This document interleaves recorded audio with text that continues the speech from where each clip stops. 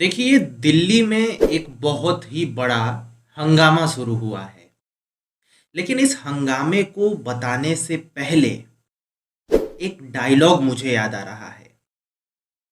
ये डायलॉग कुछ इस प्रकार से है, बड़ा पॉपुलर डायलॉग है कि कभी कभी तो लगता है कि अपुनिच भगवान है। ये डायलॉग बड़ा फेमस है और कुछ इसी प्रकार का केजरीवाल खुद के बारे में सोच रहे हैं।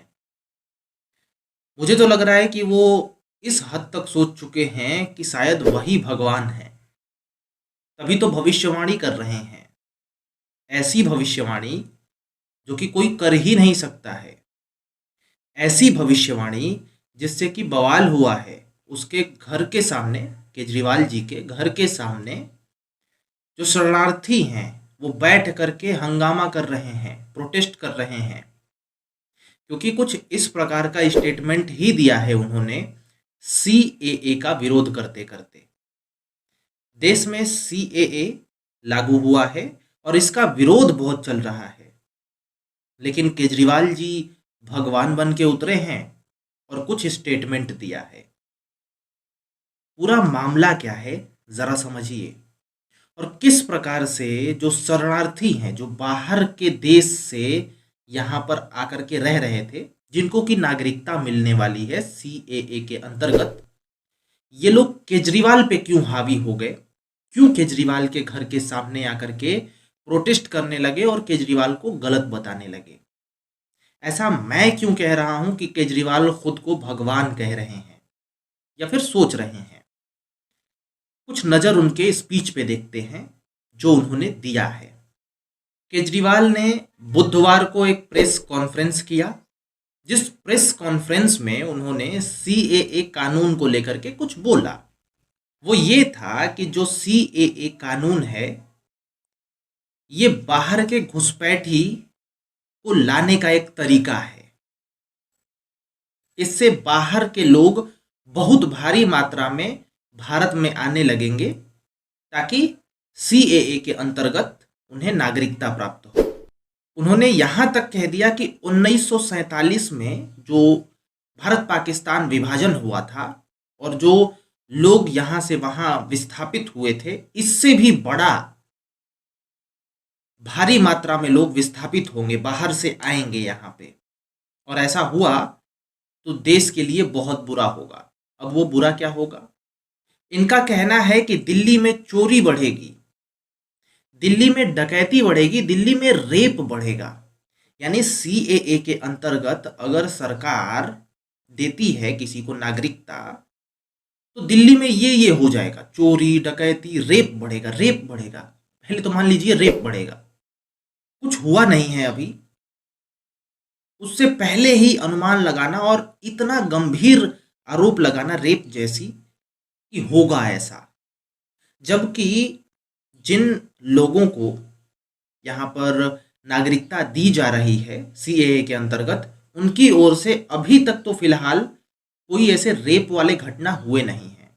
ठीक है, जिस भी धर्म के लोगों का बात किया जा रहा है सीएए के अंतर्गत देने के लिए, मैं जहां तक अनुमान लगा सकता हूं एक भी घटना अभी नहीं हुई है। लेकिन केजरीवाल जी का कहना है कि ये होगा। अरे भाई, अपना कानून व्यवस्था आप टाइट रखिए ना, देखिए कहाँ कुछ नहीं होगा। और होने को तो ऐसे भी हो रहा है, होने को तो ऐसे भी हो रहा है।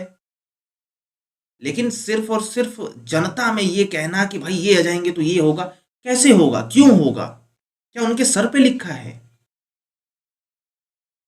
ये सिर्फ और सिर्फ विरोध कर रहे हैं और जनता को बरगलाना चाहते हैं।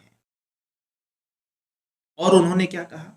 ये तो आरोप लगा ही दिए डकैती, रेप और चोरी का, जो कि आए दिन ऐसे भी होते रहते हैं।